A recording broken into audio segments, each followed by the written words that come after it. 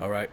I'd like to start off by saying Barakate Yawa, Ba'ashem Yahushai, Ba'ashem Kakodash. This is a lesson on this devil hasn't changed. All right. Excuse me. And pretty much what you see on your screen right now is something that a brother sent me earlier today. I was able to pull it up online, you know. It's called What They Didn't Teach Us. And I put the description, or I put the link in the description box. And pretty much it goes into what Judah, the tribe of Judah, was going through, you know, after so-called slavery during the sharecropping times, and how, you know, they were provided many different things, you know, seeds and, you know, room and board and tools and stuff, agricultural tools, and pretty much how they were just pretty much being gypped. You know, they weren't really getting taken care of. They weren't really rewarded, so to speak, for the work that they were doing. And there's a scripture on that, Jeremiah 22:13. It says, "Woe unto him that buildeth his house by unrighteousness, and his chambers by wrong." And Esau has done that. The so-called white man, since the inception of this country, has done that. You know, first with the natives of the land, Gad, Reuben, Issachar, and the rest of the other tribes, and then with Judah, Benjamin, and Levi when they brought them over here in slavery against their will. You know, during the 1600s,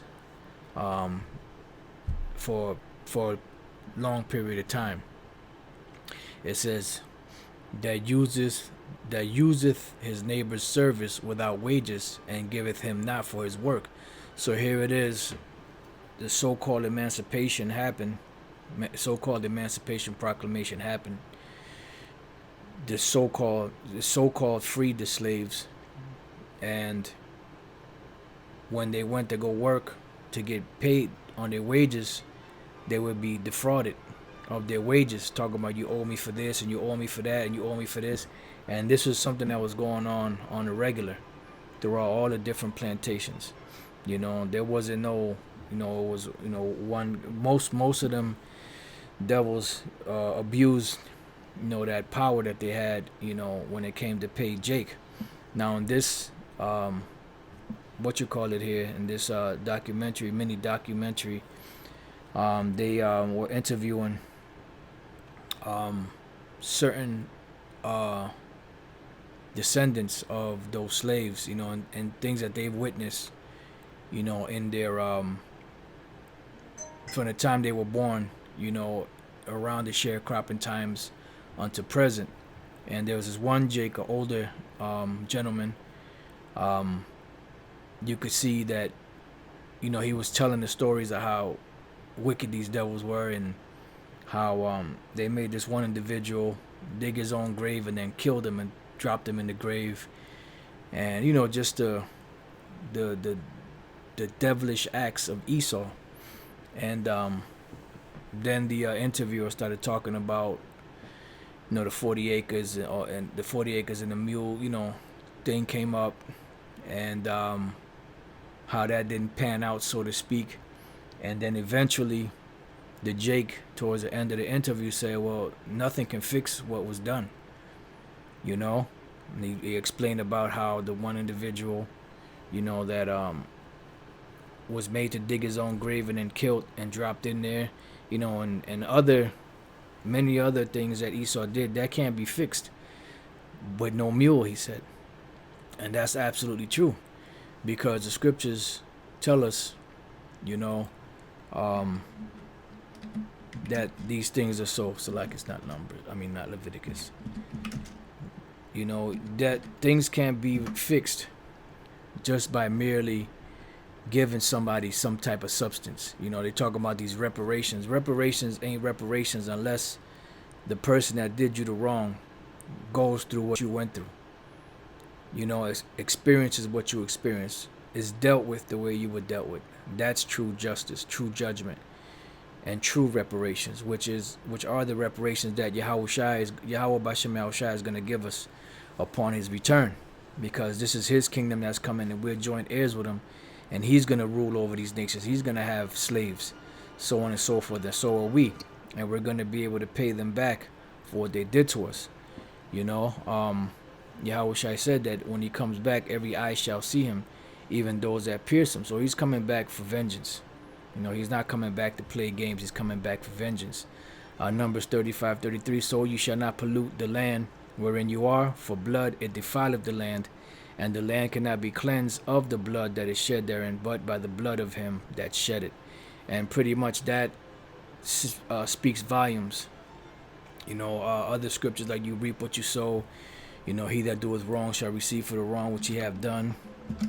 Here in Exodus 21:16, which states, and he that stealeth a man and selleth him, or if he be found in his hand, he shall surely be put to death. So these Edomites that are alive today are going to be put to death for what their forefathers did, because they are their forefathers coming back in the regeneration or in the reincarnation, and they're going to pay for everything they did to Jake. It's many things. It's not just, stiffing Jake out of their money, slavery, the raping, the lynchings, the castrations, all of that, and the only way that can be made right is by the people that did it to go and suffer through those same things. Malachi 3:5, and I will come near to you to judgment, and I will be a swift witness against the sorcerers and against the adulterers and against the false swearers, which the Lord says he's going to be a swift witness, and against those that oppress the hireling in his wages. And when you read through the book of Deuteronomy, the 28th chapter, you have scriptures here that speak about the sharecropping events and things that took place, and how, Jake wasn't going to prosper. No matter what they put their hands forth to do, they were going to be pretty much oppressed in doing it. So it says, so the Lord says he's going to be a swift witness, and against those that oppress the hireling in his wages. So they have done that. They have oppressed the hireling in his wages. They have done wickedness to the people of the Lord, and they're going to have to pay, because the scriptures say that he that toucheth you toucheth the apple of his eye. So when you put your hands on the children of Israel, you put your hands on the apple of the Most High's eyes. So you brothers, you get a chance, I put this in the description box. You can check it out, what they didn't teach us. It's on Vice. I'm pretty sure it was probably longer than this, but this was the segment that the brother sent me, so I wanted to kind of do a little something on it. I wanted to go live on it. This is really unlisted, so I just wanted to do something quick, and I didn't want to do a whole live show when the lesson wasn't going to be that long. Just a little quick hit, and just to show you that these devils haven't changed. The way they dealt with Jake in slavery, the way they dealt with Jake post-slavery, during the sharecropping times, and all throughout, from Canada all the way down to South America, even to the present day, is the same way that they've always been. It's the same way that they're going to be. The scriptures say, may ye do good that are accustomed to doing evil. So if you can't do good that are accustomed to doing evil, that means you're not going to change from, what you are, which is the devil that the Bible speaks of. And this is why you're being prepared for pretty much for destruction. Isaiah 14:21, it says, prepare slaughter for his children for the iniquity of their fathers, that they do not rise nor possess the land, nor fill the face of the world with cities. So pretty much you being prepared for the iniquities and atrocities of your forefathers. So you're not going to change. Doesn't matter what your mouth says, but your actions speak different. So the devil hasn't changed, and he's not going to change. So with that, I pray that you brothers have learned something. Till the next time I say Shalom.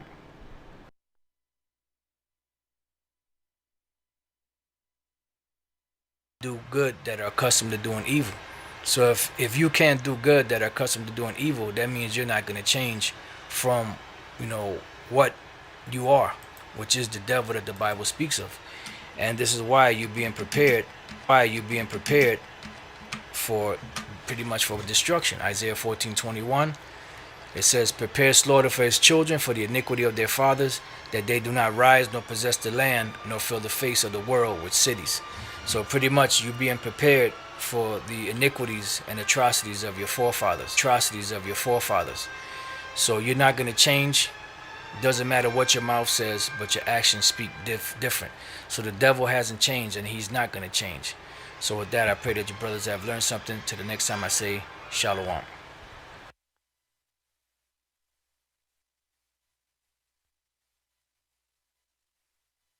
Do good that are accustomed to doing evil. So if you can't do good that are accustomed to doing evil, that means you're not going to change from, what you are, which is the devil that the Bible speaks of. And this is why you're being prepared. For pretty much for destruction. Isaiah 14:21. It says, prepare slaughter for his children for the iniquity of their fathers, that they do not rise nor possess the land.